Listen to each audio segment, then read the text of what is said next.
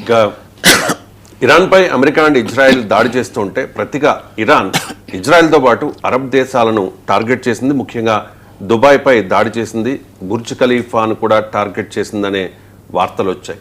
ఎందుకు sir దుబాయ్ని Iran attack చేసింది? Iran లక్ష్యం ఏంటి అంటే ఏం చెప్తారు? మన అమెరికా బేసెస్ ఎక్కడున్నా వాటిపైన అటాక్ చేస్తామని ఇరాన్ ముందుగానే హెచ్చరించింది. మీరు మాపై యుద్ధం అంటూ చేస్తే మేము అమెరికా స్థావరాలని, ఈ ప్రాంతంలో ఉన్న స్థావరాలన్నింటిపైన అటాక్ చేస్తామని. అందుకే ఇలా తోటి గల్ఫ్ దేశాలు మాపై ఇరాన్ అన్యాయంగా యుద్ధం చేస్తోంది, మేము ఇరుగు పొరుగు దేశాలము, ఇరుగు పొరుగు దేశాలతో ఎలా యుద్ధం చేస్తాం, మేమేం తప్పు చేశామని యుఏఈ లాంటి దేశాలు నీతులు వల్లిస్తున్నాయి. అయ్యా, ఇరాన్ పైన దాడి చేస్తున్న అమెరికాకు మీరు ఆశ్రయం ఇచ్చి, స్థావరం ఇచ్చి, అన్ని రకాల సదుపాయాలు ఇచ్చిన తర్వాత ఇరాన్ ఏం చేయాలి? సో ఉదాహరణకు మన ఇంటి పక్క వాడికి మనకు ఘర్షణ ఉంటుంది. సో మన ఇంటి పక్క వాడు మనకు ఒక బయట ఎవడో పెద్ద రౌడీకి గుండాలతో గొడవలు అవుతుంటాయి.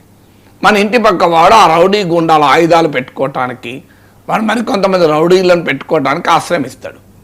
మనకి ఇంటి పక్క వాడికి ఏ పంచాయతీ లేదు వేరేదేమి. కానీ మనపై అటాక్ చేస్తారని వస్తున్న రౌడీలకు ఆశ్రమిస్తాడు, ఆయుధాలు పెట్టుకొని ఇస్తాడు, భోజనాలు పెడతాడు, స్థావరం లాగా మా పక్కిల్లు ఉపయోగపడుతుంది. అప్పుడు మనం ఏం చేయాలి? నా పక్కింటి వాడు నాకేం పేచీ లేదు, నాకేం గొడవ లేదు అని చెప్పి నేను ఊరుకోవాలా? నాపై దాడికి వస్తున్నటువంటి రౌడీలకు ఆ సహకారం ఇస్తున్నందుకు అటాక్ చేయాలని చెప్పండి. సో ఇలా ఇరాన్ రౌడీ కూడా పక్క పెట్టండి, మంచివాడో రౌడో పక్క పెడదాం. ఇరాన్పై దాడికి అమెరికాకు సహకరిస్తోంది కనుక ఈ దేశాలపైన ఇరాన్ అటాక్ చేస్తోంది. సో అందువల్ల మీకు Saudi Arabia, United Arab Emirates, Bahrain, Qatar, Jordan, మీకు కువైట్, ఈ అన్ని దేశాలకు కూడా అమెరికన్ మిలిటరీ స్థావరాలు ఉన్నాయి. వాళ్ళ ఎయిర్ బేసెస్ అమెరికాకు అప్పచెప్పారు.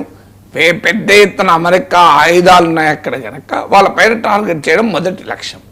ఎందుకంటే ఇరాన్కు ఉన్నటువంటి కెపబిలిటీతో నేరుగా అమెరికా పైన దాడి చేయలేరు. సో అందువల్ల అమెరికాకు స్థావరాలుగా ఉన్న దేశాలపైన ఇరాన్ అటాక్ చేస్తోంది. రెండవది, దుబాయ్లో అమెరికన్ ఇంట్రెస్ట్ల కన్నా ముఖ్యమైనది ఏంటంటే ట్రంప్ పర్సనల్ ఇంట్రెస్ట్లు ఉన్నాయి.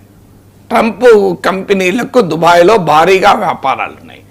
జారెడ్ కుష్నర్, ట్రంప్ మేనల్లుడు, ట్రంప్కు అల్లుడు సనిన్లా, జారెడ్ కుష్నర్ కంపెనీల్లో పెద్ద ఎత్తున దుబాయ్ బేస్డ్ కంపెనీలు, సౌదీ అరేబియాతో సహా వీళ్ళంతా పెట్టుబడులు పెట్టారు.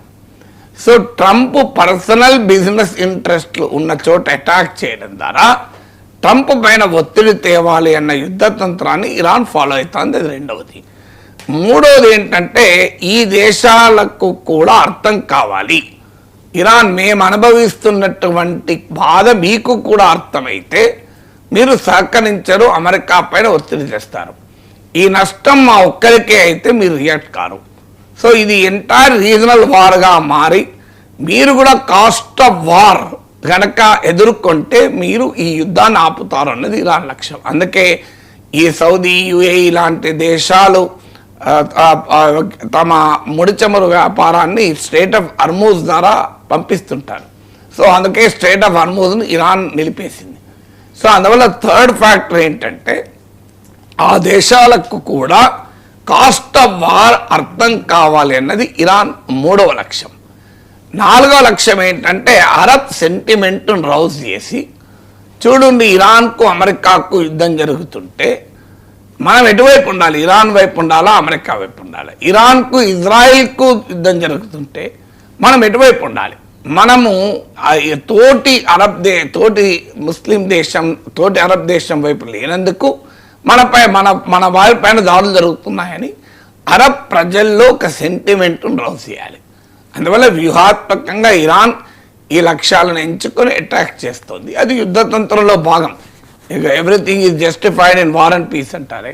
సో దుబాయ్లో ఎలా దాడులు చేయడాన్ని ఎవరు అంగీకరించారు. ఎందుకంటే మిలిటరీ వార్లో మిలిటరీ ఇన్స్టలేషన్ పైన దాడి చేయాలి తప్ప సివిలియన్ ఇన్స్టలేషన్స్ పైన దాడి చేయకూడదు అందుకే దుబాయ్లో హోటల్స్పై దాడిని ఖచ్చితంగా మనం అందరము ఖండించాలి. ఎందుకంటే అది అన్యాయం. అది ఎందుకంటే మీరు కావాలంటే యుఏఈలో ఉన్న అమెరికా స్థావరం పైన అటాక్ చేయండి, కానీ హోటల్స్ పైన అటాక్ చేయడం అన్యాయం కదా.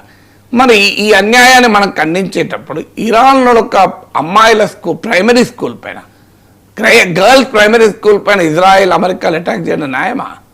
సో దీన్ని మాత్రం మాట్లాడక దాన్ని మాత్రమే మాట్లాడుతా అంటే న్యాయం కాదు కదా. యుద్ధములో రెండు వైపులా కూడా ఒకటే రూల్ పాటించాలి. మిలిటరీ ఇన్స్టలేషన్స్ అటాక్ చేయాలి, పౌరుల పైన సివిలియన్ ఇన్స్టలేషన్స్ పైన అటాక్ చేయకూడదు. కానీ అది ఇరాన్కు మాత్రమే వర్తిస్తుంది, అమెరికా ఇజ్రాయెల్కు వర్తించదు. అమెరికా ఇజ్రాయెల్ అన్యం ఉన్న మెరుగని ఆ చిన్న పిల్లలు కదా ప్రైమరీ స్కూల్, అక్కడ చంపి అనేక మంది పదుల కొద్ది ఆ అమ్మాయిలు చనిపోయారు, చిన్న పిల్లలు.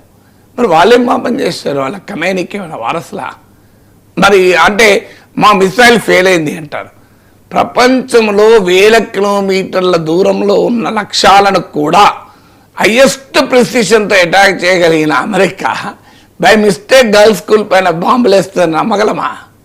ఇరాన్ మిసైల్స్ ఏమో కావాలని అటాక్ చేశాయి, కానీ అమెరికా ఇజ్రాయెల్ మిసైల్స్ ఏమో బై మిస్టేక్ అటాక్ చేశాయి. అంటే ఇరాన్ కన్నా అమెరికాకు గురి తప్పే పరిస్థితి ఉంటుందా? గురి అంటూ తప్పితే ఇద్దరు తప్పచ్చు, ఏమనంటే ఇరాన్ తప్పుతుందేమో గురి. అమెరికాకోమో గురి తప్పింది, గర్ల్స్ స్కూల్ మీద పడ్డదట. ఇరాన్కోమో గురి తప్పలేదట, కావాలని హోటల్ మీద పడ్డారు. ఎట్లా నమ్మాలి? సో లాజిక్ ఉండాలి కదా ఎక్కడైనా. So when we apply the rule, let us apply to both the nations, warning nations. ఎవరైనా సివిలియన్ ఎస్టాబ్లిష్మెంట్ అటాక్ చేయకూడదు. యుద్ధంలో మీ శత్రువు మిలిటరీ టు మిలిటరీ అటాక్ ఏమైనా చేసుకోండి, కానీ అందువల్ల ఏకగంటంతో ఇరాన్లోని టెహరాన్లోని ప్రైమరీ గర్ల్స్ హై స్కూల్ పైన జరిగిన దాడిని ఖండించాలి.